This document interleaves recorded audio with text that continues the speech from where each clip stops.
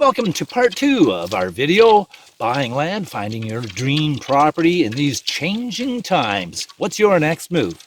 We're going to talk about it right here on Cabin Life.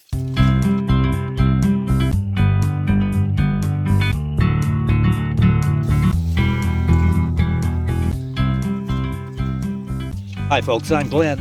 I'm Maureen. In part 1, we talked about some of our observations. We discussed some of the trends that we've noticed where it comes to real estate and buying land. And today we're going to continue the discussion. We've got our coffee going, so come on in, relax with us for a few minutes. So now we're going to talk about buying land in today's changing real estate market. Yeah, it's a changing landscape. This is not the same market that we experienced last year at the same time. If you've just recently purchased some land, I think you probably know what we're talking about, depending on where you purchased it. There's a lot of changes going on, Maureen, depending on where you are, in what location geographically. There sure is. There's a lot of different ways in which they're listing real estate, the way people are finding real estate. I've actually heard stories of people approaching people and saying, are you interested in selling your land? Like people who know people around the area are just talking to local people saying, can I buy some of your land? And also real estate, the way that they take offers has changed as well. Yeah, there's actually, I know someone who just recently in the city sold their home. Took them 3 days, it was only on the market, and they had like a bidding war, and they had 3 bids over and above the previous bid, and I guess that's the way the landscape has changed in the city that way. I don't know if bidding wars are occurring in this neck of the woods. The prices are already exorbitantly high. I know. I was looking at MLS the other day just out of curiosity to see what's going on in the market, and one of the listings at the very end of the description, it said offers will be presented to the seller on such and such a day at such and such a time. Okay. And I asked about it somewhere. I was saying, hey, does anyone know about this? Someone who is looking at buying land.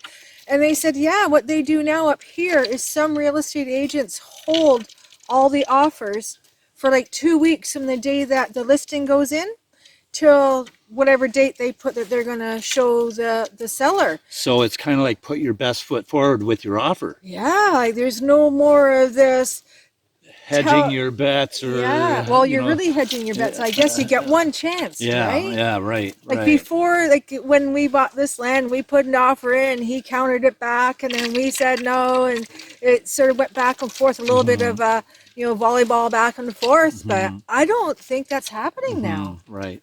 So it really presents a lot of questions, but it's interesting how the real estate market has changed to that point that people are so eager to buy that they can actually do that now. It's changed behaviors, eh? Yeah. That really brings to mind, it makes me think, okay, is this fair? Does fair really come into place when you're buying real estate, right? The way it goes. It really kind of reduces someone's opportunity to get a house. Like if you put an offer in and 6 other people put an offer in, you have no idea of what's going to happen. And I would bet that most likely when all those offers are presented, one is chosen, right? Like there's most likely one person who's offered sufficient enough for the buyer to take the offer, right? But then you have to wait like a week or 2 weeks to find out if the person's going to accept your offer. So put your any other plans that you have for putting other offers in or entertaining other offers on hold. I guess so. It's one place at a time, I guess. So we're not real estate experts. We're just talking here and having a conversation and over coffee, and get your feedback too if you have something else to add to the conversation. So what have you noticed in your area as far as to do with buying land or selling properties, that kind of a thing? What have you noticed? Have things changed for you as well, the landscape and whatnot? I would like to hear your feedback too. One thing I've noticed is that people who are in their pre-retirement time of their lives are looking to buy property, buy a new home in an area where they want to live when they retire, and then either working from home at that point or looking for another job to carry them through to when they retire. One of the things that we've noticed when people are looking to move to a new location, sometimes it means doing a new livelihood. And often that entails looking at the opportunities that present themselves in the area locally. And one of the things that a lot of people do will look for the needs that are in the community, a need that's not being filled. It could be a certain trade. A lot of people are looking for the opportunities, and often they're having to find a new way to make a livelihood. And sometimes that entails moving to a new location and then looking at the lay of the land, looking at that changing landscape, and finding out what is needed in that community. What are the kinds of services and skills and trades that people need in that area? And then try to fill that void and answer that need with your own skills. Yeah, and there's some people that they're actually looking for the void that needs to be filled, and then they're looking for the land. Like it's sort of a switch in the normal reestablishing yourself somewhere new. Instead of looking for the land and then finding the jobs, like what Glenn was saying, some people do. Other people are looking for the opportunities, like say if there's plumbers needed or electricians or so forth, and they can fill that void, then they'll look for a house or a property in that area. Mm-hmm. Mm-hmm. Some people, depending on where you buy or how big your land is, some people are offering a place for people to camp. Experiential tourism, it's called, where they're giving people from urban areas the opportunity to come out and see what it's like to live on the countryside. Mm-hmm.